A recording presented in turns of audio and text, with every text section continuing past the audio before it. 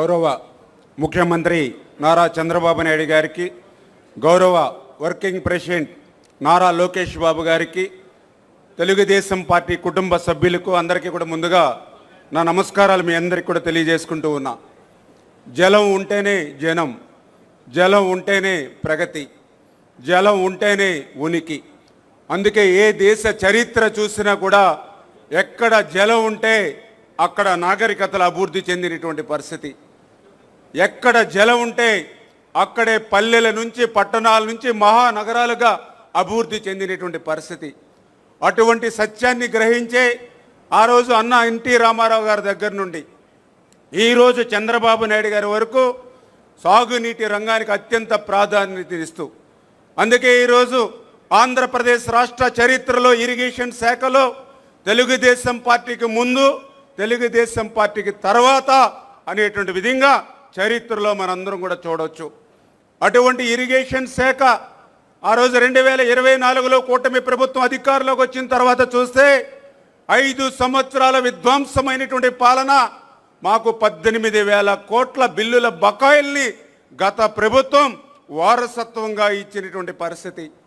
అటువంటి విధ్వంసకరమైనటువంటి ఆర్థిక సంక్షోభాన్ని తట్టుకుంటూ ఏ ప్రాజెక్ట్ ఎప్పుడు మొదలు పెట్టాలి, ఎప్పుడు పూర్తి చేయాలనేటువంటి లక్ష్యాన్ని చంద్రబాబు నాయుడు గారు నిర్దేశించి, అందులో భాగంగా హంద్రీనివా జీవనాడి రాయలసీమకు అటువంటి హంద్రీనివా గత 5 సంవత్సరాల పాలనలో ఒక్క అడుగు కూడా ముందుకేయకపోతే 2024లో చంద్రబాబు నాయుడు గారు చెప్పారు 2025 కల్లా పూర్తి చేస్తాం ఫస్ట్ ఫేజ్ అని ఇచ్చినటువంటి మాట ప్రకారం 5 సంవత్సరాల్లో చేయలేనటువంటి పనిని ఒక్క సంవత్సరంలో హంద్రీనివాను పూర్తి చేసి 727వ కిలోమీటర్ వరకు కూడా కృష్ణా జలాలను తీసుకెళ్లినటువంటి నాయకుడు నారా చంద్రబాబు నాయుడు గారు.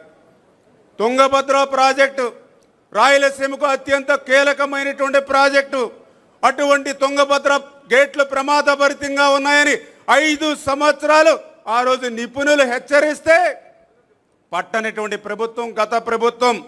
కానీ ఈ దాని పర్యవసనంగా 2024లో చూసాం 19వ గేటు కొట్టుకుపోతే కర్ణాటక ప్రభుత్వం సైతం చేతులెత్తేస్తే చంద్రబాబు నాయుడు గారు అప్పటికప్పుడు కన్నమనాయుడు గారిని పంపించి వాటర్ ఫ్లో అవుతుండగానే గేటును పునర్నిర్మాణం చేసి 80 టీఎంసీల నీటిని కాపాడడమే కాదు, ఈరోజు మొత్తం 33 గేట్లు కూడా కొత్తవి ఏర్పాటు చేసి రేపు జూన్ నెలలో పాటిల్ గారు కర్ణాటక మన రాష్ట్ర ముఖ్యమంత్రులు ప్రారంభిస్తున్నారనంటే అది రాయలసీమకు ఈ ప్రభుత్వం ఉన్నటువంటి కమిట్మెంట్. శ్రీశైలంలో నీళ్లుంటేనే మరి రాయలసీమకు నీళ్లుంటాయి. అటువంటి శ్రీశైలం ప్లంజిపూలు ప్రమాదభరితంగా ఉంటే 5 సంవత్సరాలు పట్టించుకోవాలా. కానీ ఈ ప్రభుత్వం 203 కోట్లు పెట్టి ఈవేళ శ్రీశైలం మరామతులు పనులు చేస్తూ ఉన్నాం. ఈ రకంగా హెచ్ఎన్ఎస్ఎస్, జిఎన్ఎస్ఎస్, గోరకల్లు, తుంగభద్ర, శ్రీశైలం ఇట్లా ప్రతి ప్రాజెక్టు కూడా మరి ఈరోజు ఈ ప్రభుత్వం ముందుకు తీసుకెళ్తూ ఉంటే మరి రాయలసీమ బిడ్డ అని చెప్పుకునేటువంటి వ్యక్తి రాయలసీమకి ఎందుకు వెన్నుపోటు పొడిచాడో ఈవేళ ఆ యొక్క మరి గొడ్డలి పార్టీ నాయకుడు సమాధానం చెప్పాల్సిన అవసరం ఉంది. పోలవరం 72% పూర్తి చేశారు ఆ రోజు 2019లో. ప్రభుత్వం మారకుండా ఉంటే 2020, 2021కి పూర్తి ఉండేది. కానీ దురదృష్టం ప్రభుత్వం మారింది, పోలవరం విధ్వంసమైంది, డయాఫ్రమల్ ధ్వంసమైంది. పోలవరం ప్రశ్నార్థకం అయిపోయినటువంటి దశలో 2027కి పోలవరం పూర్తి చేస్తామని చంద్రబాబు నాయుడు గారు చెప్పడమే కాదు, ఆ పోలవరానికి విలువైనటువంటి భూములు, ఆస్తులు త్యాగం చేసినటువంటి నిర్వాసితులకు సైతం ఈ 22 నెలల్లో 2,250 కోట్ల రూపాయలకు వాళ్ళకి అందజేశారు. ఆ రోజు 2017లో కూడా 700 కోట్లు ఇచ్చారు. ఈ రోజు నిర్వాసితులు చెప్తూ ఉన్నారు ఈ రోజు చంద్రబాబు ఉండగానే మాకు డబ్బులు వచ్చాయి తప్ప 19, 24, 5 సంవత్సరాల్లో ఒక్క చిల్లి గవ్వ కూడా రాలేదని ఈవేళ నిర్వాసితులు చెప్తున్నటువంటి పరిస్థితి. వెలిగొండ పూర్తవనటువంటి ప్రాజెక్టుని పూర్తయిందని జాతికి అంకితం దగా మోసం చేస్తే ఈరోజు ఈ కూటమి ప్రభుత్వం అటు హెడ్ వర్క్స్ ఏదైతే ఆ యొక్క lining, benching, TBM machine, feeder canal, Nallamala Sagar R&R 900 కోట్లు, ఈ రకంగా 2,500 కోట్ల రూపాయలు ఈ యొక్క 2 సంవత్సరాలనే ఖర్చు పెట్టి రేపు 2026 కల్లా పూర్తి చేసేటువంటి లక్ష్యంతో ఈరోజు చంద్రబాబు నాయుడు గారు పనిచేయడం. పోలవరం లెఫ్ట్ మెయిన్ కెనాల్ ఉంది, 5 సంవత్సరాల్లో ఒక తట్ట మట్టి చేయాల, కానీ ఈ 2 సంవత్సరాల్లోనే 1,500 కోట్లు ఖర్చు పెట్టి ఇవాళ పోలవరం లెఫ్ట్ మెయిన్ కెనాల్ ద్వారా ఈ 2026లోనే రేపు ఉత్తరాంధ్రకి అనకాపల్లి వరకు ఇవాళ చంద్రబాబు నాయుడు గారు నీళ్లు తీసుకెళ్తున్నటువంటి పరిస్థితి.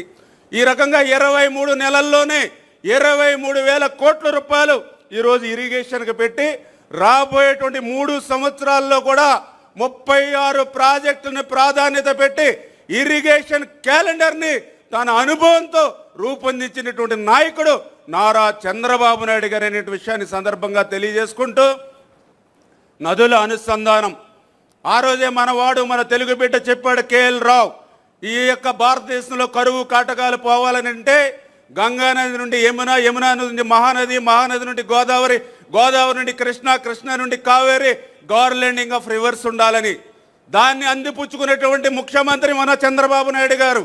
మన ఆంధ్రప్రదేశ్ రాష్ట్రంలో కూడా 5 ప్రధాన నదులు వంశధార, నాగావళి, గోదావరి, కృష్ణ, పెన్నాని అనుసంధానం చేస్తూ అందులో భాగంగానే మొన్న మీరు చూశారు 14-19లో 1,300 కోట్ల రూపాయలు పెట్టి ఒక్క సంవత్సరంలోనే పట్టిసీమను పూర్తి చేస్తే 439 టీమ్స్లు ఈ 10 సంవత్సరాలు ఇచ్చి 50,000 కోట్ల ఆదాయాన్ని సృష్టించినటువంటి నాయకుడు నారా చంద్రబాబు నాయుడు గారు అనే విషయాన్ని ఈరోజు గోదావరిలో వృధాగా ప్రతి సంవత్సరం 3,000 టీఎంసీల నీరు బంగాళాఖాతంలోకి పోతూ ఉంటే అటువంటి గోదావరి వరద నీరుని గోదావరి నుంచి నల్లమల సాగర్కి భవిష్యత్తులో బనకచెర్లకు తీసుకెళ్లి రాయలసీమని ఒక పచ్చని పైరులా మార్చాలనేటువంటి చంద్రబాబు నాయుడు గారి యొక్క లక్ష్యం.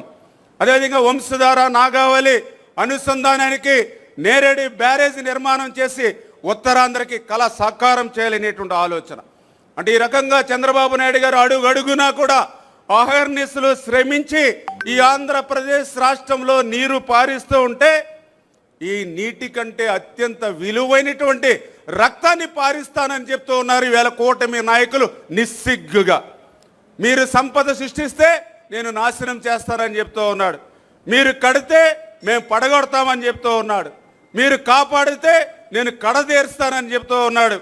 ఇటువంటి ఉన్మాదంతో ఉన్నటువంటి గొడ్డలి పార్టీకి ఈ ఆంధ్రప్రదేశ్ రాష్ట్రంలో శాశ్వతంగా సమాధి కట్టి మన ఇరిగేషన్ వ్యవస్థకి రేపు బంగారు భవిష్యత్తు కల్పించాలని ఈ మహానాడు ద్వారా మీ అందరినీ కూడా కోరుకుంటూ ఈ తీర్మానాన్ని బలపరుస్తూ ఉన్నా. Thank you.